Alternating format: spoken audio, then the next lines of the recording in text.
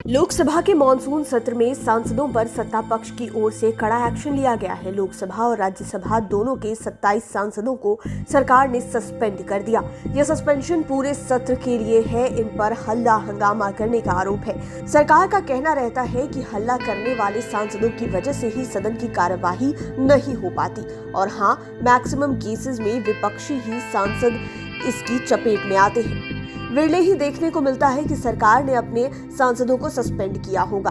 सांसदों के सस्पेंशन को लेकर लोगों के मन में तरह तरह के सवाल उठते रहते हैं। युवा पीढ़ी भी इसे लेकर जानना चाहती है कि उस पीरियड के दौरान मिलने वाली सैलरी से लेकर अन्य तरह के सवालों को। ऐसे में 5 PM के 5 का तड़का में हम आपको आज 5 बातों में सांसदों के सस्पेंशन से लेकर उनकी सैलरी तक के बारे में बताएंगे। लोकसभा 2022 के मॉनसून सत्र में सत्ता पक्ष ने विरोधी पार्टी के सांसदों पर कड़ा एक्शन लिया है।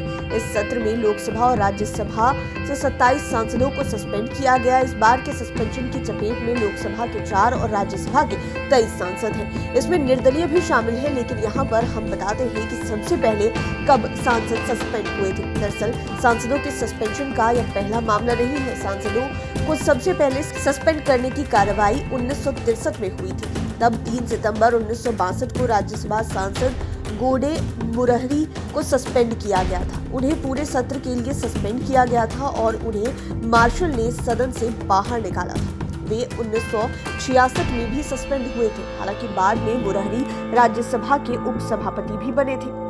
जहां तक सस्पेंशन को लेकर सबसे बड़ा एक्शन की बात है तो 1989 में सस्पेंशन की सबसे बड़ी कार्रवाई हुई थी। तब राजीव गांधी की सरकार थी। इस दौरान सत्र में पूर्व प्रधानमंत्री इंदिरा गांधी की हत्या पर ठक्कर कमीशन की रिपोर्ट पेश की गई थी। इस रिपोर्ट को लेकर विपक्षी सांसद विरोध करते हुए हंगामा कर रहे थे। इसके बाद विपक्ष के 63 सांसदों को एक साथ सस्पेंड कर दिया गया था। वहीं नरेंद्र मोदी की सरकार में लगभग 3.5 साल पहले 45 सांसदों को सस्पेंड किया गया था। तब लोकसभा स्पीकर की कुर्सी पर सुमित्रा महाजन काबिज थी। जनवरी 2019 का वाकया है। सुमित्रा महाजन में 2 दिनों में इन 45 विपक्षी सांसदों को सस्पेंड किया था। इसी तरह 13 फरवरी 2014 को लोकसभा स्पीकर मीरा कुमार ने 18 सांसदों को एक साथ सस्पेंड किया था। तब ये सांसद अलग तेलंगाना राज्य बनाने की मांग का पुरजोर विरोध कर रहे थे।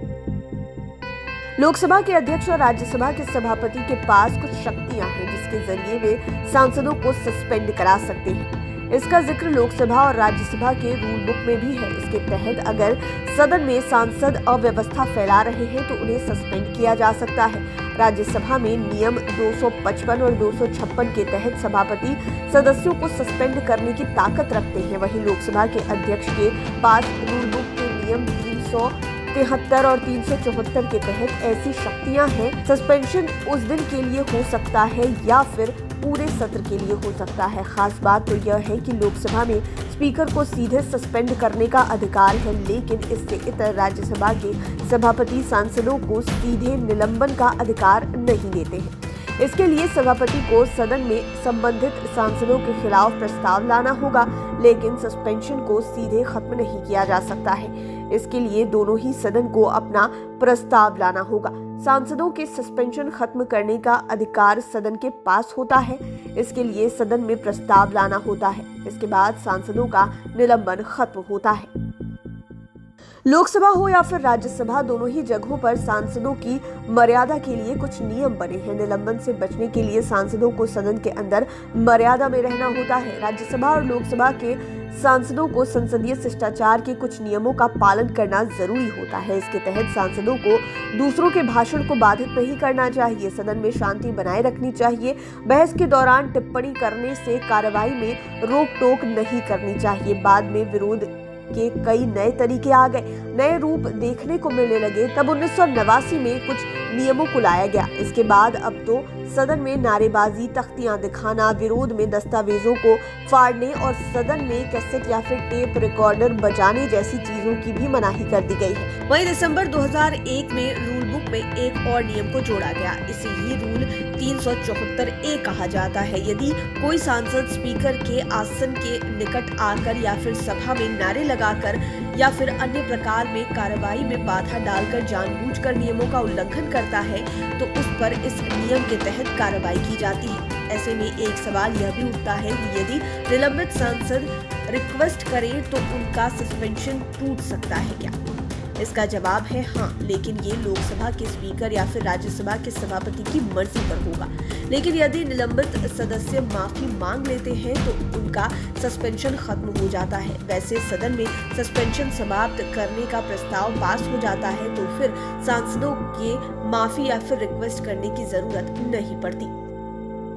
लोकसभा और राज्यसभा में सस्पेंड होने वाले सांसद हमेशा आरोप लगाते रहते हैं कि उन्हें साजिश के तहत सस्पेंड किया गया।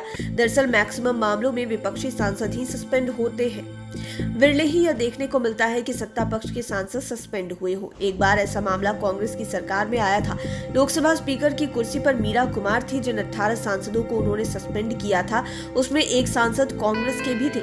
लेकिन ऐसे में यह सवाल उठता है कि क्या निलंबित सांसद निलंबन के खिलाफ कोर्ट भी जा सकते हैं? तो इसका सीधा जवाब है कि नहीं। संविधान के आर्टिकल 105(2) के तहत भारतीय संसद में किए गए किसी भी व्यवहार के लिए सांसद किसी कोर्ट के प्रति उत्तरदायी नहीं होता है। यानी सदन में कही गई किसी भी बात कोर्ट में चैलेंज नहीं किया जा सकता। लेकिन इसका मतलब यह नहीं है कि सांसदों को संसद में कुछ भी करने की छूट मिल गई है। इसी के लिए रूल बुक बनाई गई है और रूल बुक के अनुसार ही दोनों सदन संचालित किए जाते हैं।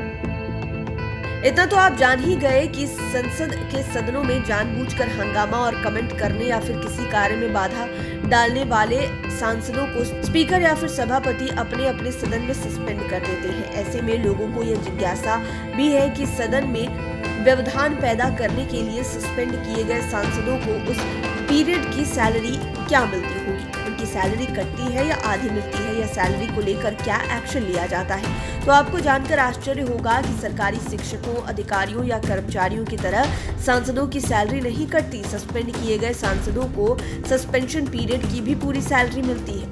उन्हें उस पीरियड का पूरा वेतन दिया जाता है और किसी तरह की कटौती भी नहीं होती। सांसदों को पूरे साल के लिए भी सस्पेंड कर दिया जाए तो भी उनका वेतन नहीं कटता है। हालांकि केंद्र में लगातार सरकारों द्वारा काम नहीं तो वेतन नहीं की नीति दशकों से विचाराधीन है। इसे अभी तक पेश नहीं किया गया है। उम्मीद है ये वीडियो आपको पसंद आया होगा। इसी तरह के वीडियोस के लिए हमारे चैनल 5 PM को सब्सक्राइब कर लें, साथ ही फेसबुक पेज को भी लाइक करें। धन्यवाद।